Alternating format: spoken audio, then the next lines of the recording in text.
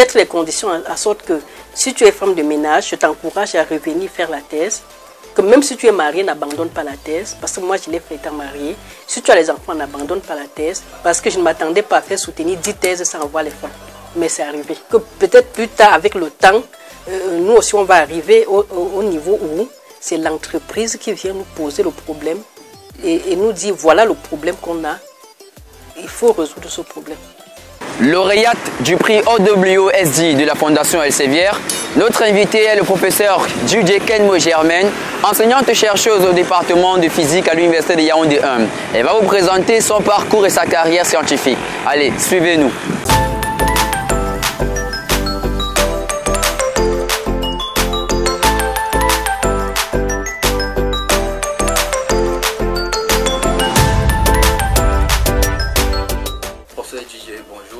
Bonjour monsieur. Merci professeur de nous avoir accueillis dans votre salle d'études, dans votre laboratoire et aussi dans cet environnement où vous faites vos recherches au quotidien. Alors, tout d'abord, commençons par votre parcours. Vous êtes entré à l'université en 1993, c'est bien cela. Ensuite, vous avez eu la licence en 1996. Et ce qui vous a donc conduit à un doctorat PhD soutenu en 2017. Mais avant tout cela, quelle série avez-vous faite au secondaire et c'était dans quel établissement? J'ai fréquenté ici à Yaoundé, au lycée d'Anguissa, et j'ai fait la série C. Donc j'ai eu un bac C avec mention assez bien. Ce qui me permet de poser la question, était-ce un choix personnel ou alors familial? Pour faire la C, non, c'est des opportunités. Quand vous entrez au lycée, le choix, ça dépend de vos compétences. Donc vous n'avez pas, la famille n'a pas à décider, puisque la famille même, beaucoup de familles n'y comprennent rien. Donc la famille n'a pas à décider, et puis vous suivez votre chemin, et suivant vos compétences, votre filière est décidée par, je veux dire, les enseignants titulaires. À l'époque même, la notion de conseiller d'orientation n'existait pas trop à notre époque. Ah, d'accord, ce qui me permet donc d'arriver du côté de l'université. Quand vous êtes arrivé, vous avez donc choisi la filière physique. Pourtant, il y avait bel et bien d'autres filières. Alors, pourquoi le choix s'est porté sur la filière physique particulièrement? Oui, au lycée, vraiment, j'aimais beaucoup la mathématique. Ce qui était vrai pour tous les élèves de la terminale, c'est parce qu'on avait à l'époque un livre, on l'appelait Monge, tome 1 et tome 2, qu'il fallait finir dans les exercices dans tome 1 et tome 2, ce qui fait qu'à notre époque en terminale, on avait 2 heures d'SVT par semaine, on ne faisait pas beaucoup d'SVT et beaucoup d'histoire-géographie, donc ce qui fait que même quand le professeur, notre enseignant était là, nous on était seulement derrière, il fallait finir les exercices de Monge, ce qui fait que tout le monde était passionné par les mathématiques. Et je vais vous rappeler que je fais partie de la dernière promotion du bac avec oral. Donc, généralement, on faisait le bac C en 2 jours. Ah, d'accord. Donc, on composait en 4 matières. Maths, physique, anglais et français ou philo. Et le reste des matières passaient au rattrapage après l'admission. Ah, d'accord. Donc, passer à l'oral, pardon, après l'admission. Après l'admission, à l'écrit. Oui, à l'écrit. Après l'admission de l'écrit, oui. Donc, on faisait le bac C en 2 jours, 4 matières. On était intéressé par les mathématiques. Et puis, j'avais un aîné avec qui je discutais beaucoup et qui était déjà en maîtrise ici. Et il me parlait beaucoup de la physique et moi, je lui disais que j'aimais les mathématiques. Et on a alors fait un pari que là où, sous mon relevé de bac, là où j'ai plus de moyenne, c'est la filière là que je choisis. Et il a gagné, donc j'ai eu une bonne note plus. J'ai eu 14 ans en physique et 12 ans en mathématiques. Donc, il avait gagné, donc je devais faire physique. Physique automatiquement. Ah, très bien, très bien. Et quand vous êtes donc arrivé en filière physique, vous avez progressé, licence, master. Est-ce qu'en ce moment, ça s'appelait déjà ainsi? Non, après la licence, on a fait la maîtrise. La maîtrise. Oui, on faisait une maîtrise où à la fin de l'année, on devait soutenir un mémoire. Et c'est après la maîtrise qu'on devrait être sélectionné pour le DEA, diplôme d'études approfondies. Et c'est après le DEA qu'on devrait être sélectionné en doctorat. Ça veut dire que le DEA ici est l'équivalent de ce que nous appelons le Master 2. Oui, dans le maîtrise et DEA, c'est l'équivalent du Master, du cycle Master. Oui. D'accord. Et maintenant, quand vous êtes arrivé donc justement au cycle doctorat, quel était l'environnement par rapport à l'aspect genre? C'est-à-dire, est-ce que vous avez rencontré beaucoup de filles ou alors est-ce que c'était vraiment restreint? et peut-être les aînés du laboratoire qui sont entrés en thèse juste avant vous, est-ce qu'il y avait assez de filles? Combien étiez-vous à peu près? Déjà en master, on était à peu près, en maîtrise, pardon, on était à peu près 3 filles. 3 filles sur une vingtaine d'étudiants. Et en 2A, je crois que les 3 filles sont arrivées en 2A. Et je pense parmi les 3 filles, nous sommes 2 à avoir soutenu la thèse. Ah, très bien, ça veut dire que vous avez réussi à vous affirmer puisque vous avez soutenu votre thèse de doctorat justement. Et durant le cycle donc, de la phase de la recherche, après ce cycle de doctorat-là, quand vous avez affronté la recherche scientifique, vous êtes intéressé tout particulièrement à ce domaine-là qu'on appelle la tribologie. Est-ce bien cela? Oui, j'ai fait la tribologie, c'était le sujet de ma thèse. Et puis j'ai été encadré par le professeur Kofani, qui avait plus travaillé dans les solitons et le chaos. Et je pense qu'il était à un séminaire en Italie. Il a vu ce sujet sur les phénomènes de frottement qu'il est rentré avec. Il m'a dit, voilà ça, c'est un axe de recherche qui peut être intéressant, qui est futuriste. Essaye de t'engager et puis vas-y. Et le problème, c'est que j'ai eu beaucoup de difficultés, peut-être parce que l'axe de recherche n'était pas encore vraiment bien établi et connu au Cameroun. Oui, au Cameroun. Et puis même aujourd'hui, on essaye toujours c'est un axe qu'on essaye toujours d'implémenter. Ça veut dire qu'il est encore ouvert, cet axe? Il est encore ouvert, très ouvert. Pourriez-vous nous parler de justement ce que c'est que la tribologie et quelles sont ses applications dans le quotidien pour que le public jeune physicien scientifique ou la jeune fille ou femme qui rêve de faire la science s'intéresse peut-être à la tribologie? Qu'est-ce que c'est et quelles sont ses applications dans la vie de tous les jours? La tribologie, c'est une science qui étudie les phénomènes de frottement, de l'usure et de la lubrification. C'est-à-dire que vous savez que les frottements, on ne peut pas s'en passer dans la vie. C'est-à-dire qu'on a un côté bénéfique du frottement et un côté néfaste du frottement.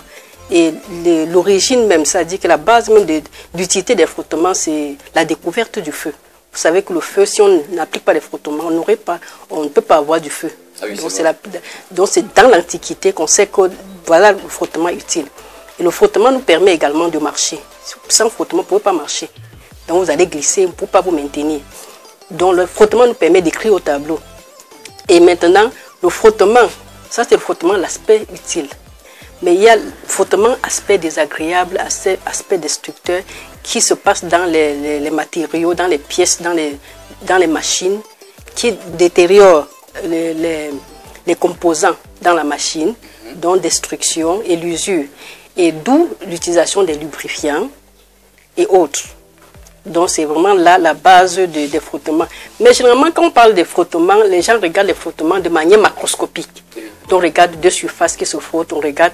Mais en fait, le frottement, l'origine des frottements, c'est à l'échelle nanométrique, c'est-à-dire quand vous avez deux surfaces, il y a les atomes et les éléments qui constituent ces surfaces. Donc c'est l'origine, c'est les propriétés microscopiques de ces matériaux qui sont à l'origine des phénomènes de frottement. Un peu comme si on pourrait dire que ce sont les atomes en fait qui se frottent entre eux ou du moins non, les atomes, la disposition des atomes sur la surface. Si vous avez fait la propriété de la matière, vous regardez la disposition des atomes dans l'élément, dans le matériau, c'est ça qui cause les frottements. Ah d'accord, très bien. Puisque vous avez fait des études sur ce domaine très intéressant, qui apparemment est aussi vieux que le monde, puisque on l'utilisait déjà à travers la découverte du feu. Oui, la découverte du feu. Alors, vous, peut-être près de 1000 ans plus tard, vous vous intéressez au domaine grâce au professeur Kofani, à qui nous passons déjà nos distinctions et nos salutations. Alors, quand vous vous intéressez à ce domaine et que vous avez fait une thèse dessus, ça veut dire que vous avez certainement apporté une contribution reconnue sur le plan international. Et normalement national aussi. Alors, pouvez-vous nous dire plus sur quel est votre apport dans ce domaine-là qui a été reconnu sur le plan international? Oui, je disais tantôt que le travail de la tribologie, c'est plus particulièrement la nanotribologie, dans l'échelle nanométrique. Donc, on a essayé de sortir. Il y a un modèle qui a été étudié par Pran et Tomlinson qui ont modélisé les modèles de frottement à l'échelle microscopique avec une surface rigide. Donc une surface rigide qui ne scie pas avec la réalité. Donc il a sorti son modèle. Donc nous avons étudié, nous avons regardé les théories des frottements. Nous avons apporté une contribution en y apportant un modèle déformable pour changer la forme de surface à l'échelle microscopique pour mieux s'arrimer à la réalité. Vous savez que la surface que vous voyez, ça apparaît macroscopiquement lisse, mais à l'échelle microscopique, ce n'est pas la même chose. Donc, et c'est ce qu'on a apporté une contribution en modifiant les formes, en apportant d'autres formes de surface qui peuvent s'approcher à la réalité. Et en dehors de ça, nous avons étudié un phénomène, l'effet de température sur les frottements, et nous avons sorti l'effet de thermolubrification. Donc, une bonne température appropriée à un système peut permettre de limiter les frottements entre deux surfaces. Donc, c'est cette théorie-là qu'on a essayé d'étudier, d'apporter les contributions. Et justement, ce sont ces travaux-là qui ont été primés, non seulement à travers la publication des articles que vous avez faits, oui. Mais la question que l'on pourrait quand même s'interroger, c'est est-ce à dire qu'il y a des entreprises ou des industries dans le monde qui probablement ont adopté votre façon de voir le frottement à l'heure actuelle, par exemple? Le dit comme ça, c'est se précipiter. Nous faisons la recherche fondamentale. Donc, ça peut être valorisé dans 50 ans, dans 100 ans. Quand Einstein a sorti ses théories, Einstein est mort sans savoir vraiment la grande utilité de sa théorie. Donc, on fait la recherche, voilà, donc on fait la recherche fondamentale, on le fait pour améliorer les conditions de vie, certes, mais l'industrie va prendre le relais plus tard, le temps de comprendre et plus tard, le temps d'appliquer. Et pour vraiment améliorer les systèmes. Mais c'est déjà l'idée et le travail, ça promet et ça donne beaucoup d'avantages pour limiter les phénomènes de frottement entre les surfaces en contact, ce qui est très primordial dans beaucoup d'engins. Parce que dernièrement, on a fait un travail qui regardait l'état de frottement dans les moteurs éoliens et qui regardait le type d'huile à utiliser. Donc, les huiles qui sont disponibles sur le marché, on regarde les types d'huile à utiliser pour pouvoir limiter les frottements et ainsi de suite. Et on a fait un cas pratique en faisant une expérience, en prenant la vitesse du vent et en utilisant l'intelligence artificielle, c'est-à-dire les réseaux de neurones, pour prédire ou prévoir les frottements.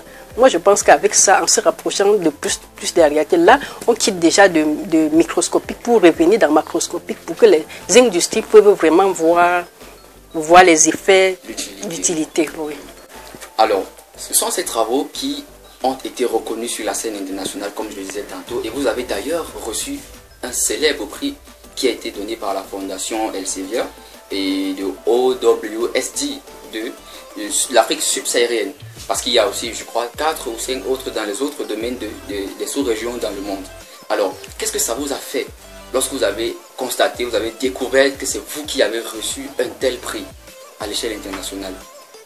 Vous savez, généralement, dans notre contexte ici,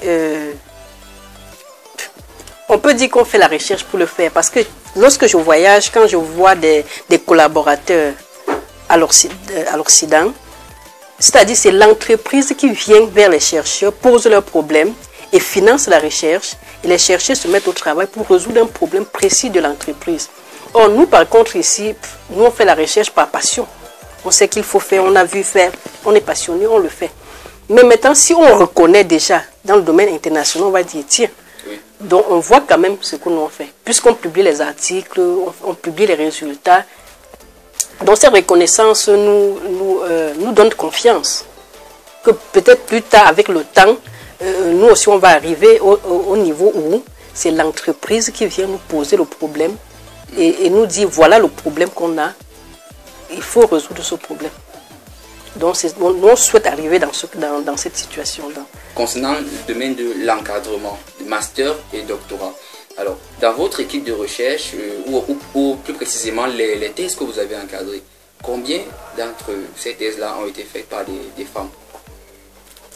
C'est là le grand challenge. Je vous avoue que jusqu'ici, j'ai encadré des masters. J'ai encadré peut-être une trentaine de masters, parmi lesquels je peux compter 7 étudiantes. Mais en thèse, j'ai fait une inscription de près de 4 à 5 étudiants en thèse. Mais jusqu'ici, ça piétine. Et j'ai 2 étudiantes qui vont soutenir d'ici l'année prochaine. Ce seraient mes premières étudiantes. Or, moi, je croyais que dans une dizaine de thèses, que je ne pouvais pas encadrer 10 thèses sans envoyer une femme. Donc, mes rêves, vraiment, je suis un peu déçue. Et je comprends que ça n'a pas été, ce n'est pas facile. Donc avec ça, je comprends que ce n'est pas facile et je prends du temps pour comprendre les femmes, donc je prends du temps pour mettre les conditions à sorte que si tu es femme de ménage, je t'encourage à revenir faire la thèse, que même si tu es mariée, n'abandonne pas la thèse, parce que moi je l'ai fait étant mariée. Si tu as les enfants, n'abandonne pas la thèse. Donc j'espère que d'ici l'année prochaine, j'aurai mes 2 premières étudiantes qui vont soutenir. Là vraiment, j'ai l'impression que j'ai failli, parce que je ne m'attendais pas à faire soutenir 10 thèses sans avoir les femmes. Mais c'est arrivé. Ah d'accord, mais ce qui est suivi votre engagement, ce n'est pas encore fini. Non, c'est pas fini. Je suis au début, j'ai encore du temps, du chemin. Et puis je pense que d'ici là, je veux me battre pour que, même si je n'ai pas 50%, que j'arrive à un niveau de peut-être même 30, 40. Et puis, ce qui fait qu'aujourd'hui, là, mes étudiantes que j'inscris en master ou en thèse, je mets la priorité sur les femmes. Donc, si j'ai des places à prendre à thèse et j'ai des étudiants, je sélectionne d'abord les étudiantes et puis je complète avec les étudiants pour me donner cette chance d'encourager les femmes à soutenir, à faire la thèse. Donc, j'ai essayé de casser un peu le rythme et puis je fais un peu comme ça. Et sinon, si on revient un peu sur le domaine de la recherche, avez-vous exploré d'autres domaines autre que la tribologie durant vos travaux de recherche? Bien sûr, bien sûr. Lorsqu'on fait une étude, parce que quand j'ai fait la tribologie, j'ai remarqué qu'à côté de la tribologie, les systèmes que j'étudiais, il y avait beaucoup de phénomènes qui pouvaient être observés dans ces systèmes. Par exemple, le phénomène de diffusion et de transport, le phénomène de la résonance stochastique. Donc, et puis j'ai essayé je ne peux pas me confiner, je suis libre quoi. Je ne peux pas me confiner dans un couloir, donc j'essaie d'étendre vos différents voies, oui, tout en restant parfois dans le même système. Parce que quand on a un système, on peut essayer de regarder certaines informations, d'autres propriétés du système. Alors, on voit très bien que là, avec votre parcours, votre histoire, vous servirez certainement de modèle à la génération à venir, à tous ceux qui sont ici présents et qui participent à l'interview, à qui je dis d'ailleurs merci. Alors, quant à vous, est-ce que vous avez un modèle que vous avez depuis l'enfance ou alors tout récemment, que ce soit un contemporain ou alors un savant dans les époques précédentes? Déjà, à notre temps, les choses n'étaient pas très ouvertes comme maintenant. Donc, avoir un modèle, il fallait seulement se décider de travailler et puis pouvoir avoir un modèle comme l'enseignant. Et puis, c'était pas facile. Trouver un modèle femme comme ça, ce n'était pas facile. Donc, dès qu'on met le pied à l'université, on dit seulement qu'on se décide que je veux faire une concurrence peut-être avec les hommes, je veux faire une compétition avec les hommes. Ce qu'un garçon fait, moi je le fais. Moi je pense que c'est la source de motivation d'abord. Et puis avec ça, tu évolues. Et plus tard, quand tu évolues, tu trouves un modèle. Votre modèle peut être un homme. Oui, pas nécessairement une femme. Donc avec ça, on essaye de travailler et puis d'arriver à nos résultats. C'est vrai, vous avez évoqué la question sur vos défis futurs concernant cette possibilité-là de pouvoir prendre en main la jeune fille ou la femme qui s'intéresse à la recherche. Mais avez-vous d'autres projets, si on peut le dire ainsi? Les pistes que j'aimerais explorer, c'est j'aimerais quitter de la recherche théorie à une application. Donc c'est un projet que j'essaye de réfléchir et de mûrir. J'ai une étudiante que j'ai placée, une étudiante qui va soutenir l'année prochaine, que j'ai placée. On regarde les phénomènes physiques qu'on observe dans les systèmes mécaniques, dans les modèles électroniques. Donc je veux dire que ça n'a pas été facile parce que je ne m'y connaissais pas vraiment très bien en électronique. Voilà. Donc on a fait ce travail, on a développé ce modèle électronique qui est nouveau. Et on a déjà essayé de faire une simulation par PISPACE qui est proche de l'application. Et dès que les travaux seront finis, on va essayer de chercher une collaboration avec les électroniciens pour pouvoir mettre en application. Parce que quand je regarde en mécanique, s'il faut vraiment regarder et faire la pratique ou le laboratoire, j'ai visité un laboratoire pendant 9 mois aux États-Unis. L'équipement coûtait vraiment cher et c'est vraiment très sophistiqué. Donc je me dis qu'à défaut de cela, on peut bifurquer en électronique et essayer de regarder le développement de notre modèle dans un circuit électronique. Donc je pense qu'avec ça résout une partie nos rêves. Et puis plus tard, on pourra continuer à espérer vraiment avoir un laboratoire où on fait des expériences en mécanique pour regarder les phénomènes de frottement et autres. Ça veut dire qu'à l'avenir, vous vous projetez dans un environnement beaucoup plus à caractère expérimental, du moins, oui, pour donner plus de précision sur les idées de la recherche et aller encore un peu plus en profondeur sur les applications. Surtout que c'est beaucoup plus ce que, disons, les Camerounais aiment aussi comprendre. Oui, comprendre et toucher du doigt, exactement. Effectivement. Donc, et à présent, selon votre riche parcours et votre histoire que nous louons fortement, alors, et nous savons aussi que le mois de la femme est passé tout récemment, c'est-à-dire ce mois-là dédié à la promotion de l'aspect genre, à mettre la femme sur le même pied d'égalité que l'homme en termes de science aussi. Alors, avez-vous des conseils que vous donneriez à toute jeune fille ou femme qui désire de se lancer dans la science ou alors dans la recherche scientifique à l'avenir? Avez-vous des conseils pour toutes celles qui vont nous écouter grâce à cette interview? Ce n'est pas les miracles, il faut seulement travailler. Laissez les caprices des comportements des femmes à côté. Comportez-vous comme une personne normale. Déjà parce que quand je regarde même, si vous mettez une petite fille et vous l'éduquez, c'est les parents. C'est-à-dire qu'on met une différence en l'éducation entre une fille et un garçon. C'est ça qui crée le problème dans la société.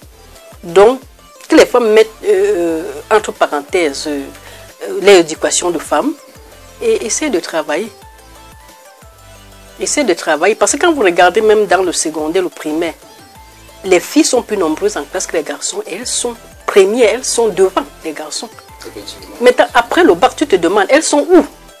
Les filles braves là, elles sont où? Elles sont où? Donc généralement, il faut mettre entre parenthèses, juste pour un temps, ou bien par moment, pour réaliser vos rêves si vous le voulez bien. D'accord. Professeur Dudieu, merci infiniment une fois de plus de nous avoir accueillis dans cet espace de recherche qui est votre bureau. Alors nous vous remercions encore et nous espérons que vous pourrez atteindre vos objectifs et participer ou contribuer à vos différents projets futurs. Sur ce, très bonne journée à vous et merci aussi à tous ceux qui regardent cette vidéo. N'hésitez pas à mettre en commentaire quels sont les propos qui vous ont le plus intéressé. Si vous avez des questions en particulier, vous pouvez taper en commentaire et à nous allons les poser auprès du professeur. Merci et surtout abonnez-vous et likez. C'est moi qui vous remercie.